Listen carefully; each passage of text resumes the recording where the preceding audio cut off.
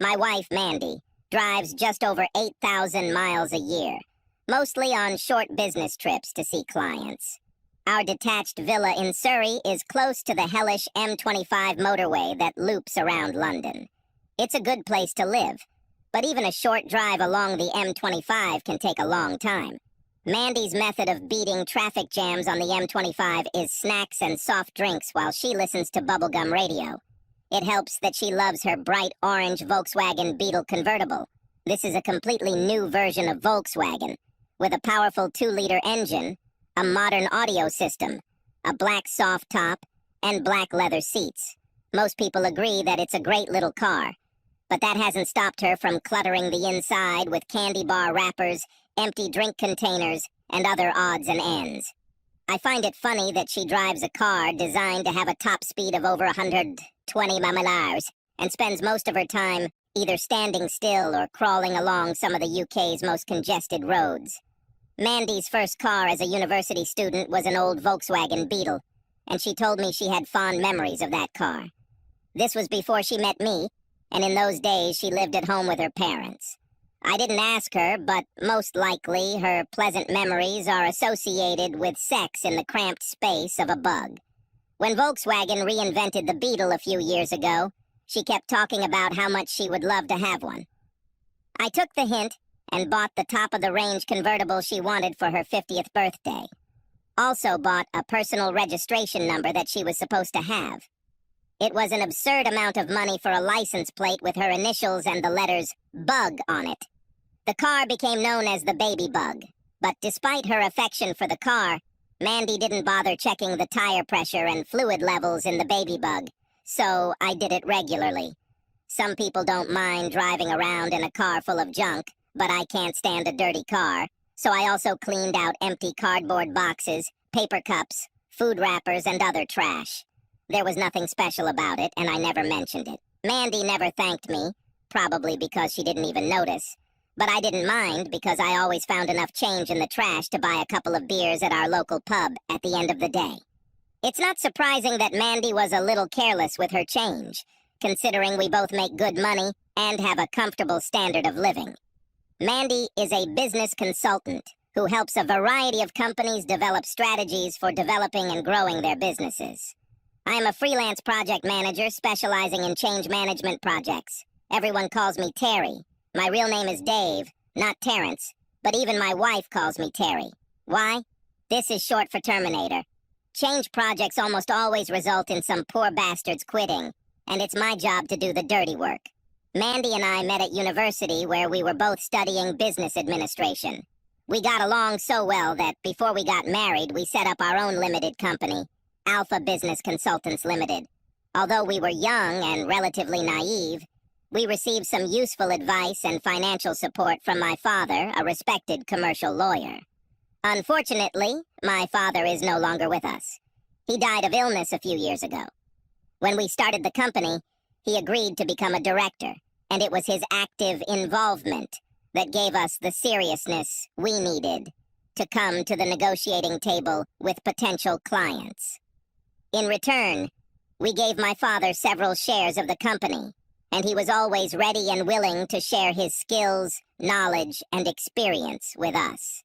In the early years, Mandy and I worked hard to build the business for our company, ABC, by building a client base that needed consulting support for strategic business planning.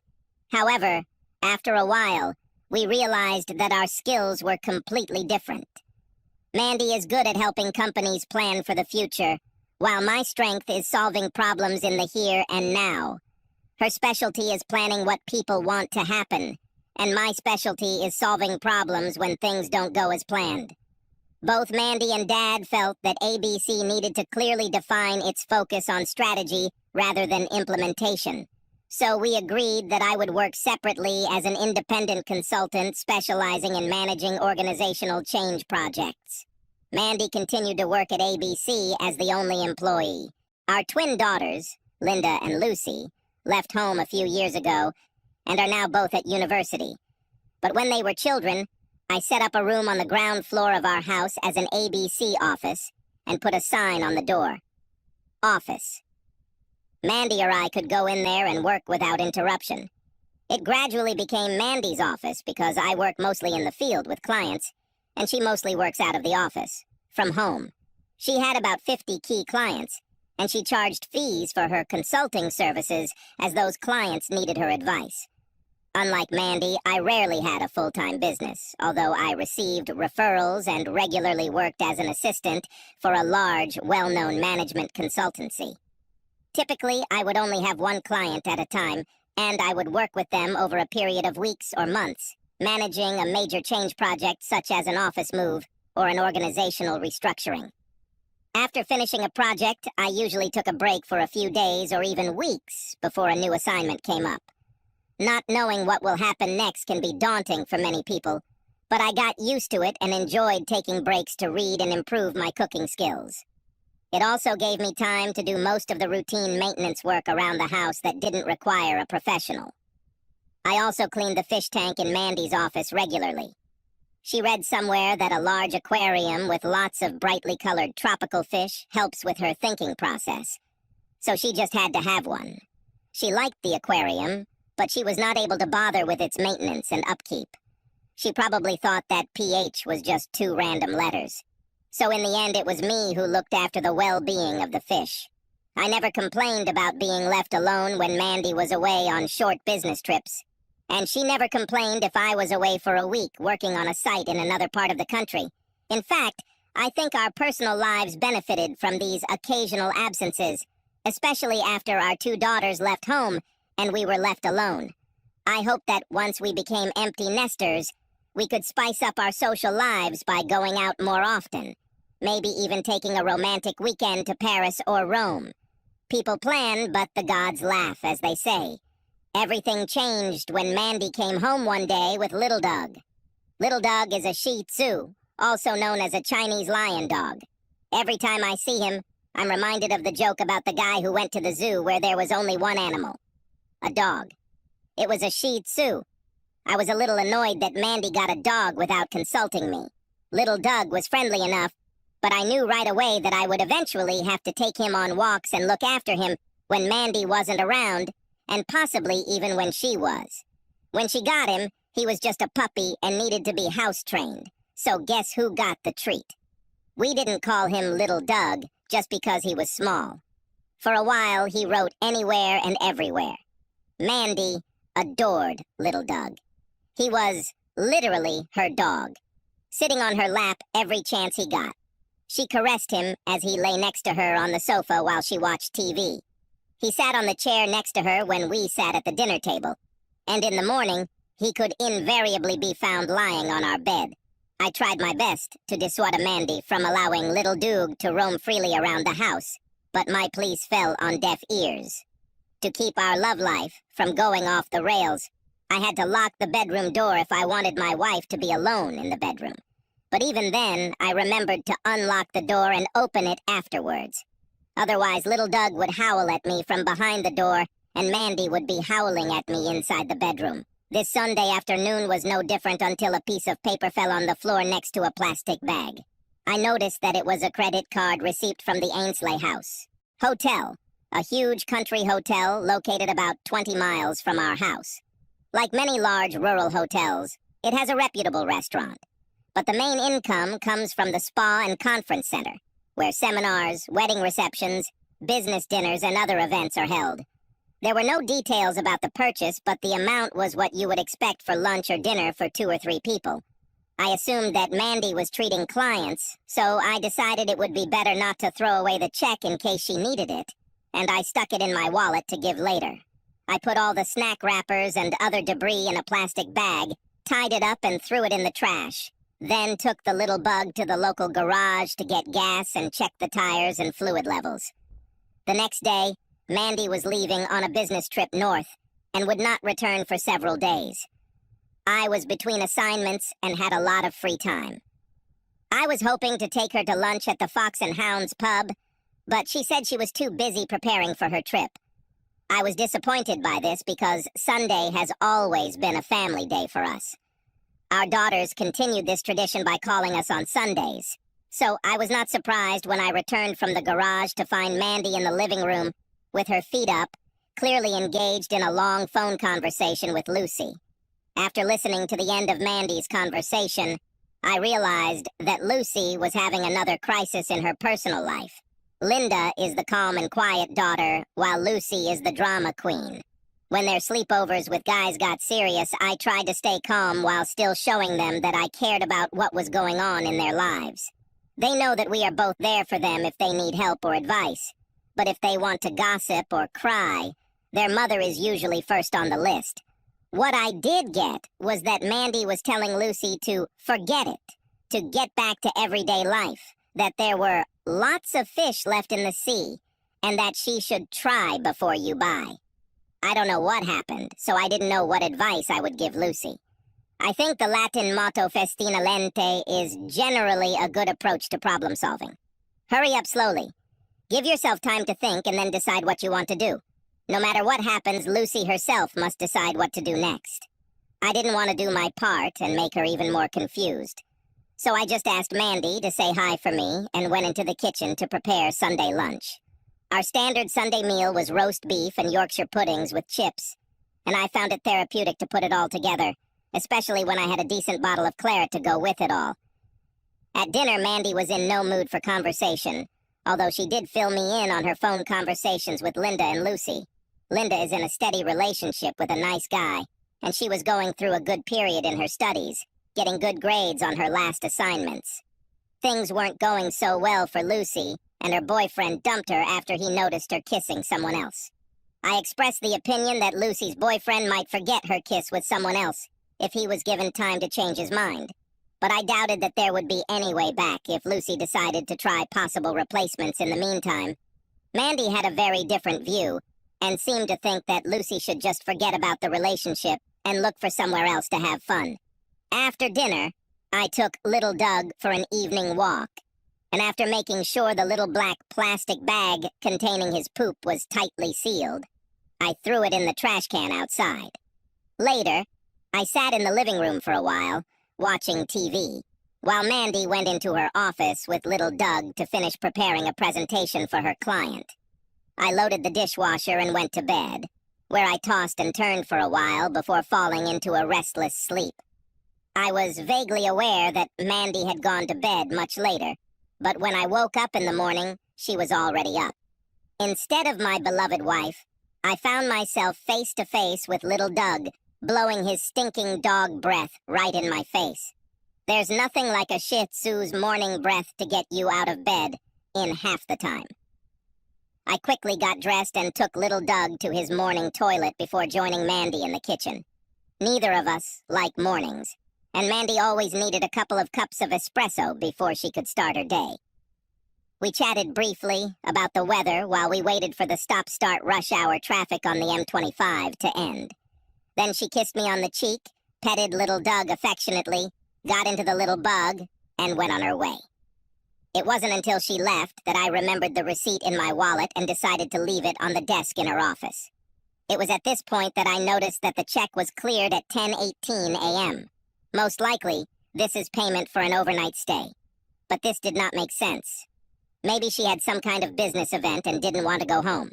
I could ask her later and there would probably be some simple explanation, but I had some free time and decided to check my diary to see where I was that day. It turned out I wasn't home that week, but I noted in my diary that Mandy was due to go north for 3 nights. The check was issued the morning after she left, so it appears she only managed to travel 20 miles before spending the night at Ainsley House Hotel. If she was at a business event, I could easily drop her off and pick her up, and she wouldn't have to pay for an overnight stay. I sat in her office staring at the receipt. I didn't notice anything unusual in her behavior. We still made love regularly, but I couldn't help thinking that this could be proof that she was having an affair. I was shocked by this possibility, but most of all, I was puzzled. I had absolutely no idea that she could be intimate with anyone else, and I had no suspects. I also found it difficult to understand why she would need to book a hotel room when she could simply take advantage of my regular absences and have fun at home. Of course, maybe she did both. Or maybe there was some completely innocent reason why she was staying at the Ainsley House Hotel that evening. As I sat there trying to wrap my head around what might be going on, it dawned on me that she might be doing the same thing on her current assignment. I took my cell phone and dialed the phone number on the receipt, hoping that my suspicions were unfounded. I asked the nice woman who answered the phone if she could connect me with their guest, Mrs. Amanda Carmichael. She said she was very sorry, but she couldn't do it. I was briefly relieved, but instead of saying that there was no reservation for that name, she explained that Mrs. Carmichael had not yet registered. Check-in starts at 12 o'clock in the afternoon, and now it's only 10:30. "Would I like to leave a message?" she asked. Of course, I could leave a message like this. "Your husband called. He wants to know what the hell you're doing there." This would have been nice, but it probably wouldn't have given me the answers I needed, so I politely declined her offer. I made myself another cup of coffee and considered my next steps. Unlike the idiots at the helm of our country, I was not going to waste time hemming and hawing, avoiding resolving the issue, or inventing my own version of reality. Going to the hotel and meeting Mandy might not solve our problems, but at least I could take immediate action, no matter what the consequences. Perhaps there is a plausible and completely innocent explanation. On the other hand, maybe she has a bull and she's hanging the horns on me. I decided that I would have to take the bull by the horns. I put little Doug out in the garden, figuring I could clean up after him when I got back, then got into the car and headed to Ainsley House Hotel. It was already midday when I pulled into the hotel, and I immediately noticed a tiny bug in the parking lot, so Mandy had probably already checked in. I parked 4 rows away and called Mandy on her cell phone. She answered almost immediately. "Hi, Terry. How are you? I just heard that there was a serious accident on the freeway, and I wanted to check if you were okay." Traffic is a little difficult, but I didn't know there was an accident. It's on the M25, so you might have gotten through before it happened. Oh yes, I'm just passing Watford. Thanks for checking. Okay, let me know when you arrive safely. Okay, bye. After listening to this nonsense, I decided to take a walk around the hotel and see if I could surprise her. Maybe she's having lunch with her lover before they head out for the afternoon. If she's not visible in public areas of the hotel, I'll call her room and ask if I can go up to chat with her. I entered the hotel and headed to the Brasserie restaurant. There weren't many people there and Mandy wasn't visible. I decided that the lobby bar would be a good vantage point, and before calling her room, I would sit for a while and see if she and whoever she was dating would show up. I still wondered if there might be a remote possibility that she was there for some other reason and just hadn't bothered to tell me what she was up to. As I crossed the lobby, I noticed a large notice board listing the various function rooms and events happening that day. Looks like Monday was a quiet day. The only event that caught my attention was the private party at the Spa and Fitness Center from 7 p.m. I wondered what kind of private party could be held at a spa or fitness center. Perhaps these are people who want to take advantage of the amenities without being burdened with clothes. Maybe my wife has become a member of a naturist fitness group. I asked the reception about a private party. The receptionist looked slightly confused by my question, and then politely said that she could not provide any information about the private party. In other words, it's none of my business. I settled into the lobby bar and ordered coffee. The waiter who served me was much more forthcoming when I asked him what the story was about the nudists at the spa. "Yes, you could probably call them nudists, but that's not all," he told me. "It's probably one of the worst-kept secrets, but this private party is a regular event held by the local club of couples advocating open relationships." "Wow, sounds tempting," I said with false enthusiasm. "Any ideas on how I can find out more?" "Easily. If you have internet access, just search for Bottoms Up Club." I took a sip of coffee, took out my mobile phone and went online using the hotel Wi-Fi. Finding Bottoms Up Club online was not difficult. If you wanted to attend any of their events, you had to join the club and accept its terms and conditions. But the annual membership fee was only £20. The club's Mellow Monday Mix and Pick evening event, priced at £49 for single men, took place at 7 o'clock in the evening at the spa of a local hotel. The website outlined how club members should dress, including advice that masks were optional. By this time, I was sure that Mandy had checked into the hotel because of Mellow Monday Mix and Pick. She seemed like she wanted to have some fun that evening, so I decided to try and catch her in the act. I didn't want to see my wife having sex with strangers, but I wanted clear evidence to use in a divorce if that's what she was up to. My plan wouldn't work if she caught me sitting in the hotel lobby, so I finished my coffee and went outside to get into the car. I pulled out my cell phone, called Bottoms Up Club, and spoke with another nice woman who processed my payment and explained that I needed to bring an ID to be admitted to the event. She said that my personal information would not be disclosed to third parties, including other club members. You can buy condoms and a variety of masks at the event, but I could bring my own if I wanted. The club's name will not appear on any records of transactions. The vendor name will be listed as SJB Services on all purchases. I returned home to do some homework, check that little Doug was okay, and get dressed for a meeting with the Bottoms Up Club. I still wasn't absolutely sure I was backing the right horse until I checked our finances online, including ABC bank accounts. Unfortunately, my horse looked like a winner. Over the past year, periodic payments were made to SJB Services, presumably for Mandy's membership and various events she attended. I printed out bank statements. Returning to the hotel in the evening, I waited until 8 before heading to the hotel spa. An attractive middle-aged lady in a floral dress sat at a large table in the spa's reception area. It turned out that this was the same woman with whom I spoke on the phone. She checked my ID and sold me a mask and some condoms. I had no intention of using condoms, but I had to keep up appearances. I guess I looked a little nervous and she tried to calm me down. Just go to the gym. You're a little late, so you may have to wait to join, but I'm sure you'll have a good time. Our members are very social and will make you feel welcome. If you are not sure about something, please ask, and they will not let you down. I put on my mask, walked through the door, down the aisle, past the locker rooms, and into the gym. There were about 70 or 80 people in the room, and the organizers tried to create a warm and welcoming atmosphere. The heating was on and the lights were dimmed, no doubt to encourage those present to shed their clothes and cast aside their inhibitions. Soft jazz played through the sound system, loud enough to provide background mood music without making conversation difficult. There was a table with refreshments just outside the gym door, but the action was happening elsewhere. I counted 8 large mats covered with white sheets placed throughout the room, and around each mat there were grouped people, fully clothed, partially clothed, or completely naked, with or without masks. Dressed in a jacket and trousers, I was perhaps overdressed for the occasion. But I needed to remain that way if I wanted to have a chance of getting what I needed. The first group I tested observed a pair of thin young women exploring each other. The audience muttered approval.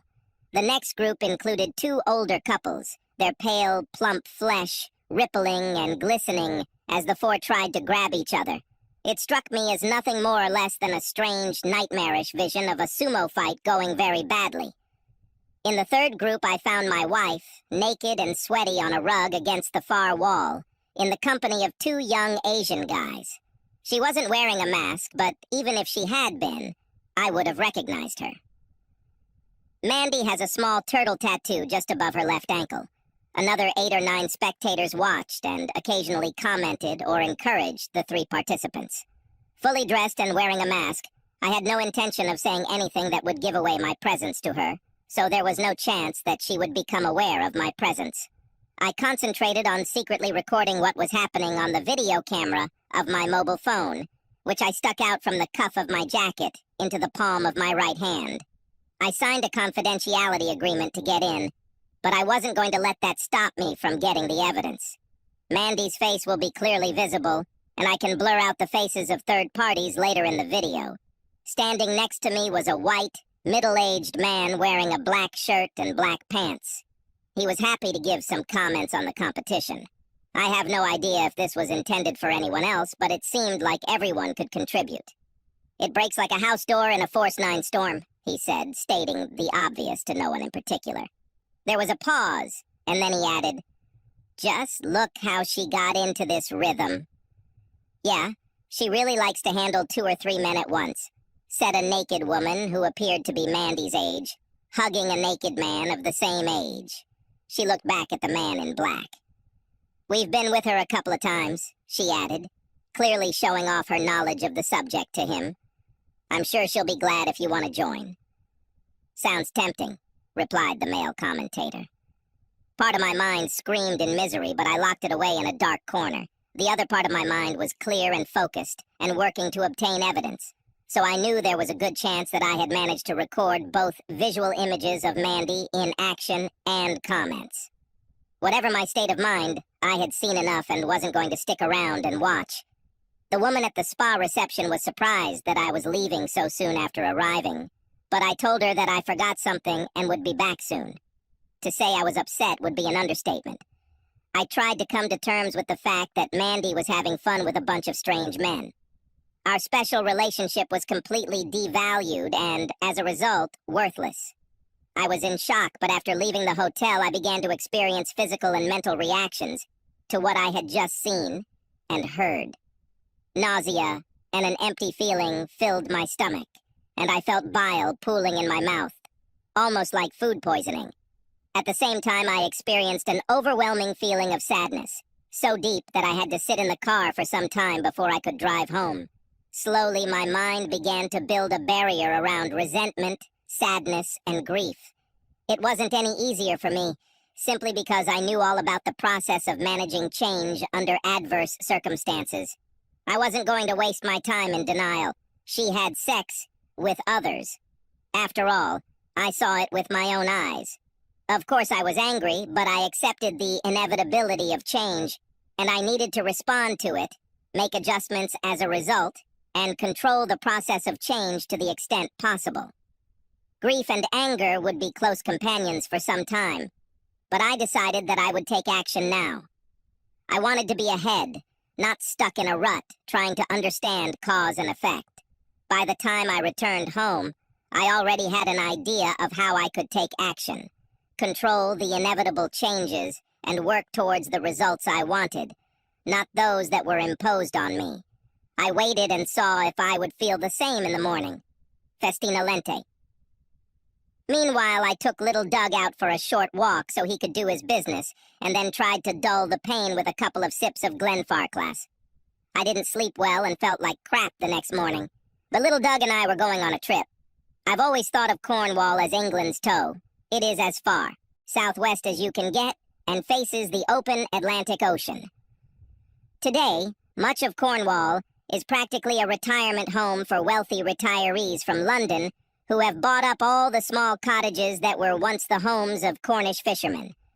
The hard-working fishermen were replaced by the silver-haired and wrinkled Mr. and Mrs. Beej. Many of these seniors have pet dogs to keep them company and provide an added incentive to stay healthy by going for a walk every day. I thought about taking little Doug to Belgium, but he didn't have an electronic chip installed and he doesn't have a pet passport, so that's not possible. It's probably a good thing he doesn't have a chip implant because he could be tracked. In any case, Cornwall was further from Surrey than Brussels. The drive to Newquay took over 5 hours, with a short stop along the way to allow little Doug to stretch his legs and relieve himself of the load I had packed and thrown away. The sweet lady at the animal shelter happily took him from my arms when I told her that I had found him wandering the streets of Newquay, without a collar or any other sign of who might be his owner. She immediately recognized little Doug as a Shih Tzu, and I tried to tell her my joke about the zoo, but she didn't get it. She assured me that the dog would easily find a home, even if her owners could not be found, since she was exactly the kind of small dog that older people were looking for. For my part, I was glad that little Doug didn't whine when I left. He just looked a little puzzled. On the way out of Newquay, I decided to find a country pub for a late-night bite. When I asked the man behind the cash register at a gas station where I could get lunch, he said, "You can go to the White Horse." I probably looked at him in surprise for several seconds until I realized what he wanted to say. The White Horse Hotel was nearby.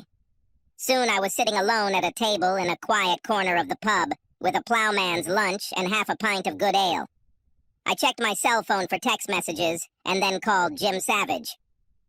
Jim is a senior partner at a large management consultancy based in Surrey. Mandy and I have known Jim for a long time because he is ABC's main competitor. Jim is a fairly likable character, but he's kind of a wolf in sheep's clothing when it comes to running a business. Soon after Mandy and I started ABC, Jim tried everything he could to neutralize us. He offered us a well-paying job if we closed ABC and went to him. There is no doubt that Jim would have hired us, but would have gotten rid of us a little later when it became convenient for him. Over the years, we did not accept Jim's offer, but we met with him from time to time at various business events held by the local Chamber of Commerce. Jim was very interested in what I had to say. Despite the urgency, he agreed to meet with me the next day. When I got back to Surrey, it was already early evening, and I decided to call Mandy and tell her about little Doug. I still felt angry, but at least I was able to take action to calm that anger. I was sure that I could talk to her without telling her what was on my mind. By coincidence, my cell phone rang before I could call her. "Hi, Mandy," I said. "I was just about to call you. I'm afraid I have very bad news. This afternoon, little Doug somehow got out of the garden. He ran onto the main road and was hit by one of those damn multi-axle trucks." "Oh my God!" she cried out in fear. "What's happened? Is he okay?" "Sorry, Mandy, I'm afraid he's gone. I didn't see it myself, but a passerby came to me. She said that she saw the dog slip under the gate of our garden and run down the street. She couldn't stop her. The truck driver did not stop. Perhaps he didn't know he hit a small dog.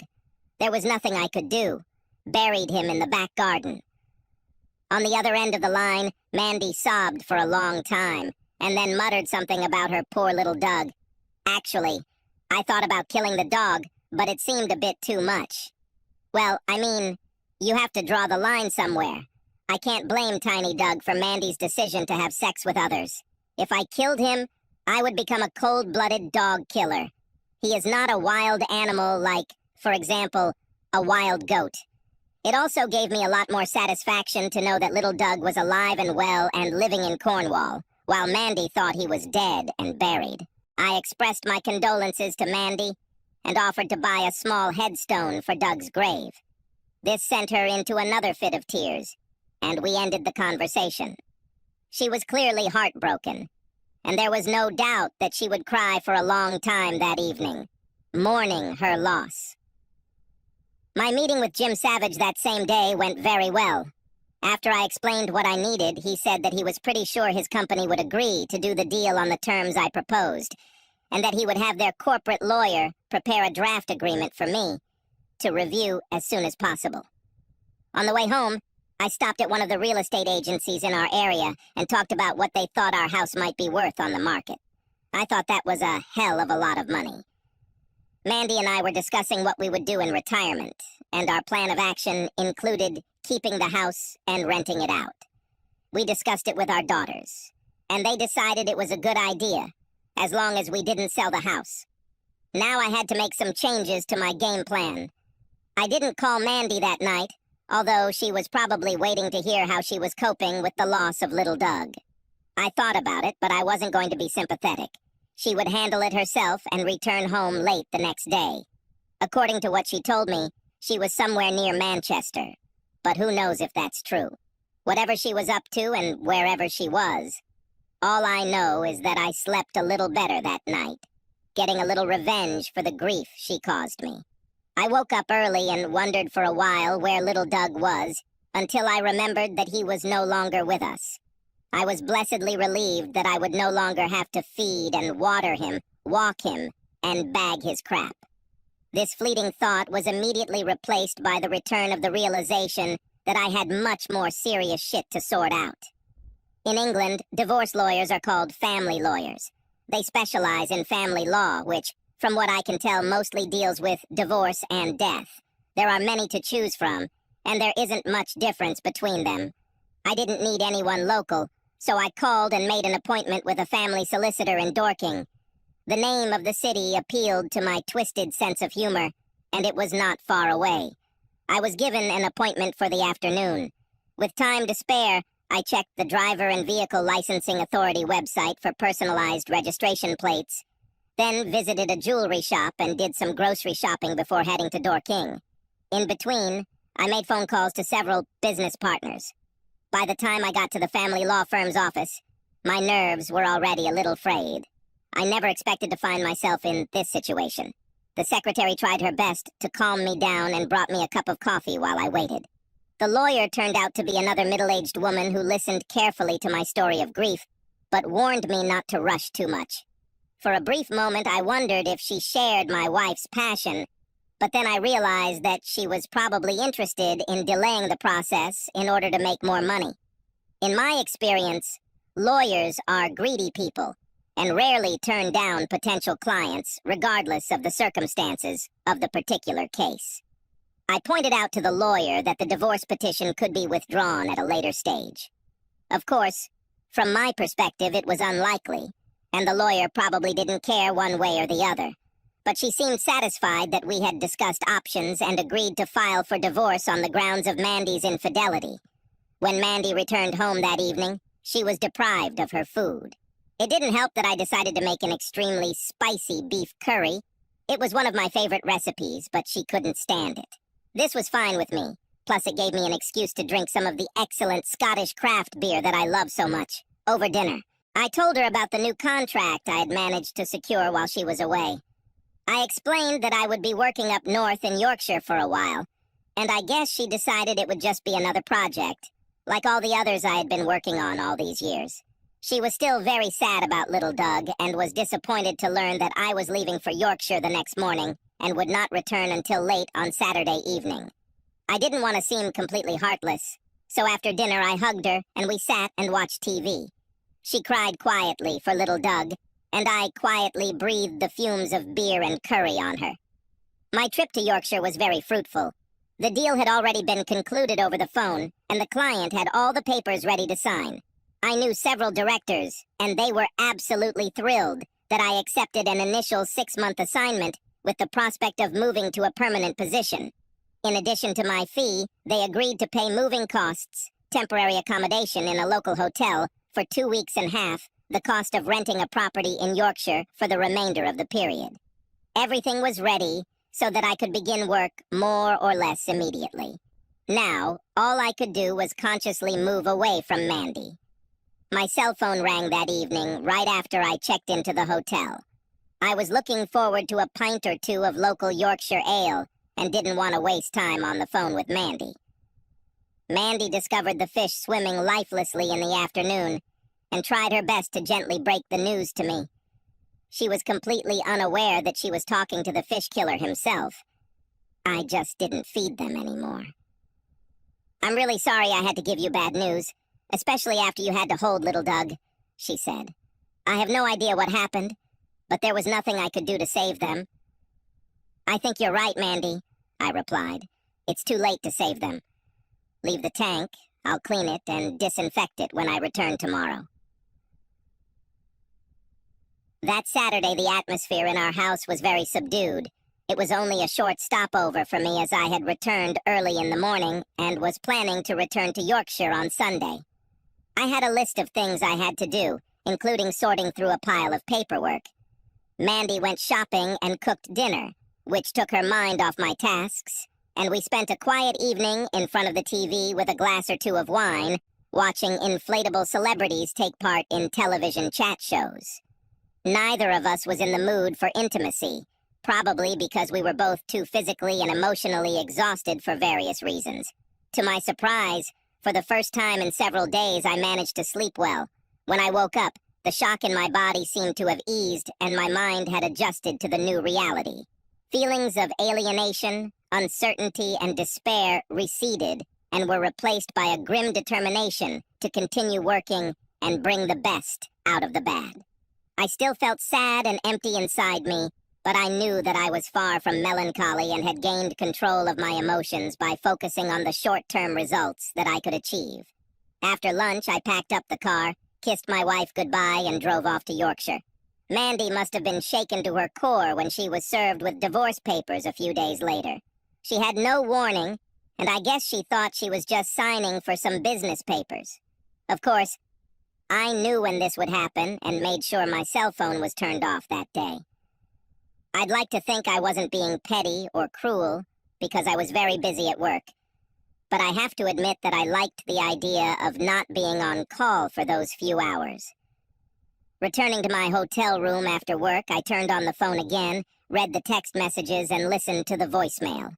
The gist of them was that she was upset, confused, and angry. I called her back without hesitation.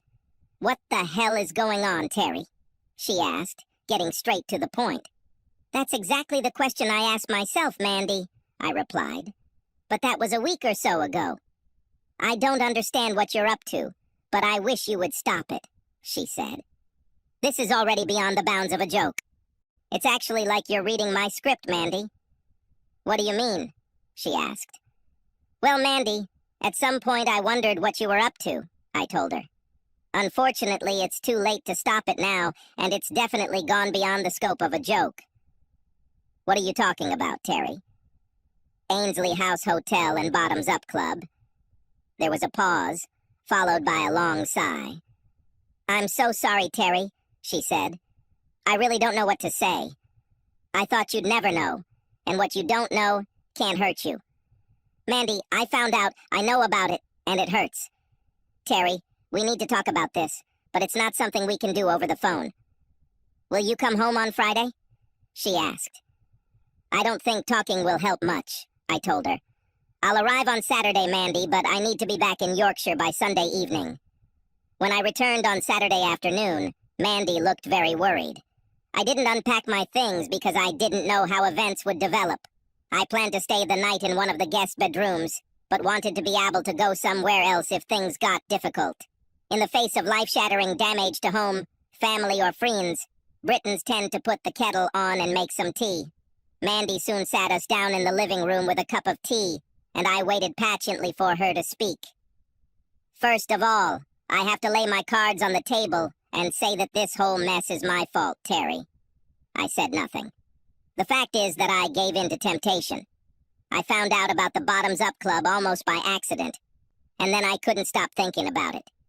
You weren't home when I first came. I was incredibly nervous, to the point of wearing a masquerade mask, because I thought that if I could hide my face, people wouldn't see me. I thought I could just be an observer, watch while other people performed, and put on a show for others." I waited for her to continue.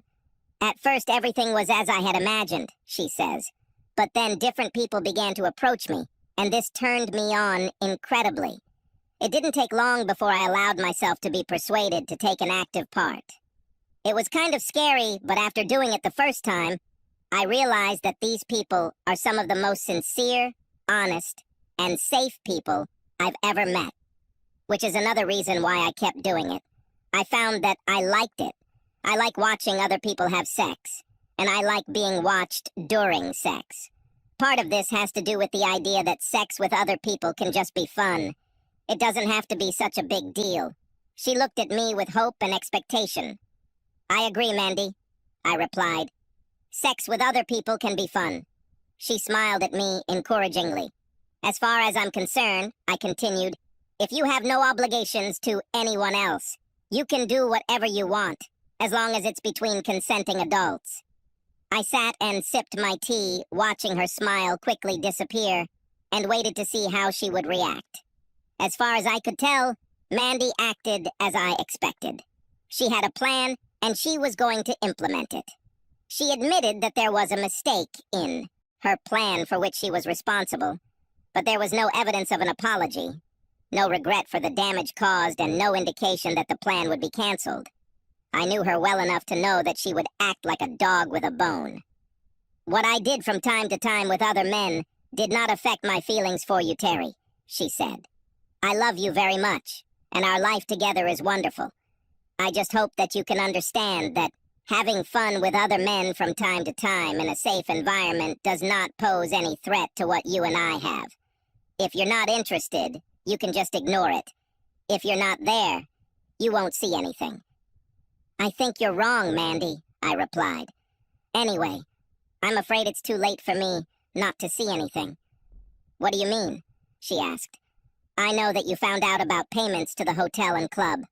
Are you saying you saw me there?" I looked into her eyes. "If I remember correctly, around 8 o'clock on Monday evening a couple of weeks ago, you were having fun with 2 young Asians. Some people said that you like sex in public." "Oh my God," she gasped. I am so sorry. Seeing me there must have given you a terrible shock, but please try to understand that it was always just a physical activity.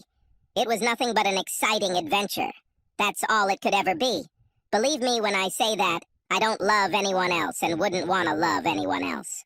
Looking back, I know I should have talked to you, but I wasn't sure I could tell you. Well, you're right about that, Mandy, I said. I wouldn't be happy if you told me what you were up to.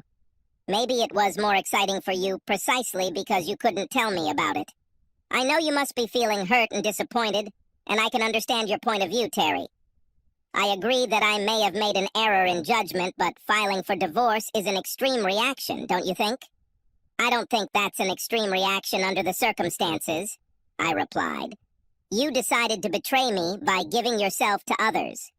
In my understanding, this is unacceptable, which is why I want a divorce. Mandy's shoulders slumped and she sighed resignedly. Can we at least think a little bit about what this will mean for all concerned before we go down this path? I just think we shouldn't give up on the status quo without thinking about the consequences.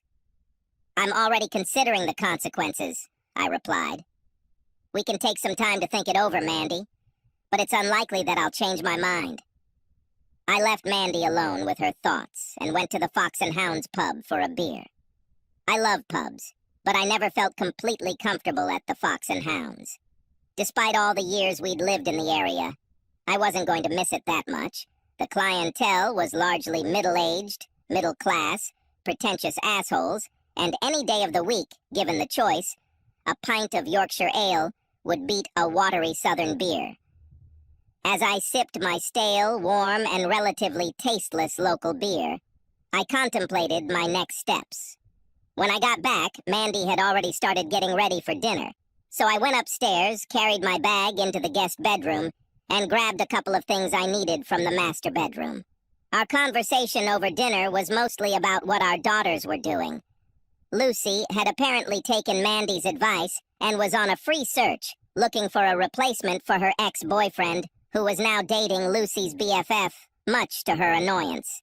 I asked Mandy what a BFF was, and she explained that it stood for Best Friend Forever. It seemed unlikely to me that this girl would have this status for a long time. I've always considered Mandy my best friend. She knew that my attitude towards her was now comparatively cold, but I don't think she realized how much things had changed, perhaps because I was not rude or impolite. She seemed to be under the impression that our conversation that afternoon had led to some kind of ceasefire agreement. I wasn't going to dissuade her of this. On Sunday morning, I got up early, made myself some toast and coffee, packed my things, jumped the bug, and headed off to Yorkshire. I thoroughly checked and cleared the car of everything that belonged to Mandy, including several business files that I found lying in the back seat. I had already passed Watford when my mobile phone rang. "Where are you?" Mandy asked. "Did you happen to take the baby beetle to the garage?" "No," I answered. "I picked up the little beetle and am heading back to Yorkshire." "I don't understand. Are you saying that you have already left? Why did you take the little bug? And why didn't you say goodbye? I just decided to take a crumb of a beetle, and you were still sleeping." There was a pause as she processed the information. "I don't understand," she finally said. "What should I do without a bug crumb? You can use another car. Well, the one I usually drive. I still don't understand why you took my car, but I know you're not yourself right now, so I'll let you go this time. I'll make do with another car for a few days. Just drive carefully and make sure not to damage the beetle crumbs." By the next day, I was the proud owner of a small red Mazda MX-5 convertible that I spotted on the lot of a dealership in Yorkshire. I partially traded the bug minus the personalized registration plates. All the paperwork was done, and I posted an ad for the personalized registration plate on several websites. Mandy was very annoyed when she called me last week and found out that I had no plans to return from Yorkshire. "But how can I get my car back?" she asked. "No way," I told her. "I sold it." "What do you mean sold?" she screamed. "This is my car." "Actually, Mandy, it's not technically true," I replied. "I bought it, and my name is on the registration document." "But it's not fair, Terry." "Maybe yes," I replied. "I suppose you could argue that I gave it to you, and it's unfair for me to take it from you." but it's not much different from what you did to me." "Oh, stop it, Terry," she said. "It's not the same thing at all. You're just petty. But I understand what you mean. If you stop this nonsense and just return home, we can discuss everything rationally, settle it, and move on with our lives. Leave it to me, Mandy," I said, "and I'll come back to you." For the next week, Mandy called me every day, asking me to come back to Surrey to talk to me and try to figure it all out. The conversation was always the same until the day she found out that I had sold my stake in ABC. "How could you make such a decision alone?" She tormented me. "Why didn't you talk to me about this? I am the second shareholder of our company, so you should ask me before doing such crazy things." "Reasonable questions," I answered calmly. "I know that you are the second shareholder of ABC, and I know that my actions will seriously affect you. Believe me, Mandy, I completely understand that you are angry and upset that I made a decision unilaterally without consulting you. I am quite sure that you would not approve of my intentions, but in fact I did not need to ask you about the sale of my shares in ABC. I know how you feel because I felt the same way when I learned about your decision to have sex with others. I'm sorry you're upset, but no matter how you feel, the decision cannot be undone. You'll just have to accept what happened and adapt to any changes that happen as a result." "You're a bastard, Terry," she growled. The next time I called, a few days later, she was screaming and yelling at me, choking with rage, so much so that it was difficult to understand what exactly she was saying. When we started the company, we each had the same number of shares. She didn't realize that I had inherited my father's shares, which increased my share to 51%. It came as an unpleasant surprise when ABC's new majority owners froze the company's bank accounts and sent it an invitation to an extraordinary general meeting to consider proposals to replace the board of directors and complete the takeover. Mandy angrily told me that she now had no access to ABC's cash reserves. "Don't you understand, Terry? ABC had over $200,000 in the bank. Because of what you did, we no longer control these funds. I do not know what to do. Now we cannot get this money for our pension. Sorry to have bad news," I managed to say when she paused briefly. "But at least you still have a job." There was a sharp breath. "Oh my God," she gasped, realizing what I said. There was silence, and then I heard the unmistakable sound of mournful sobs before she passed out. I think Mandy eventually realized that the deal I made with Jim Savage took ABC's finances and other resources into account. She didn't know that in exchange for 51% of the shares, I received twice the average annual turnover of the last 5 financial years, plus the equivalent of cash reserves. Another part of the deal was that Jim offered to retain Mandy as general consultant for at least 2 more years at a benchmark annual salary and additional performance-based benefits. Jim wasn't a sucker. I just knew keeping her as the face of ABC would be a good thing. During the divorce proceedings, our house was sold. Buying and selling houses in England is not easy. Bids are often contingent on other deals being made in a chain, where the bidder is counting on someone else to buy his property before he can buy yours. Not only that, but the best offers may be outbid at the last minute by someone offering more money after the official closing date. This is exactly what happened to our house. The best offer on the closing date was conditional on other transactions in the chain that would eventually result in us receiving money. However, the day after the closing date, the real estate agent received a slightly better offer, without chain or other encumbrances. I was very pleased when we decided to accept the unconditional offer, and I think Mandy was relieved that the deal went through. By this point, she had completely accepted the fact that we were going our separate ways. The deed transferring ownership of the home identified the new owners as Max Payne Associates. I made sure that the identity of the person behind Max Payne Associates was not revealed. I decided that this was a good investment.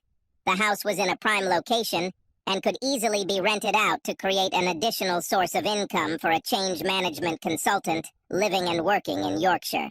I haven't spoken to Mandy for quite some time, but she recently called me and asked if I had seen her wedding dress. Our daughter, Linda, and her boyfriend are about to get married, and it looks like Mandy really wanted Linda to wear her wedding dress on her big day. Mandy thought it might have been mistakenly packed and put with my things when we separated. Sorry, Mandy, I said. I have no idea where your wedding dress might be. I always try to tell the truth. I have no idea where the dress might be now because I took it and sold it to a lovely lady in Yorkshire who has an almost new shop. There's no way I would let my wife keep this wedding dress. Apart from her breaking her vows, I was determined to prevent my daughters from wearing it if or when I escorted one of them to the altar. Lucy called me a few days later. "Mom is furious, Dad," she exclaimed melodramatically. She just found out that the diamond ring that symbolizes eternal love that you gave her several years ago is cheap jewelry. It costs almost nothing. "Oh God, what a pity," I replied. "She probably thought it was a very valuable ring and must feel very disappointed and unhappy. I think she would never have known the truth if she had not checked. Sometimes this happens in life.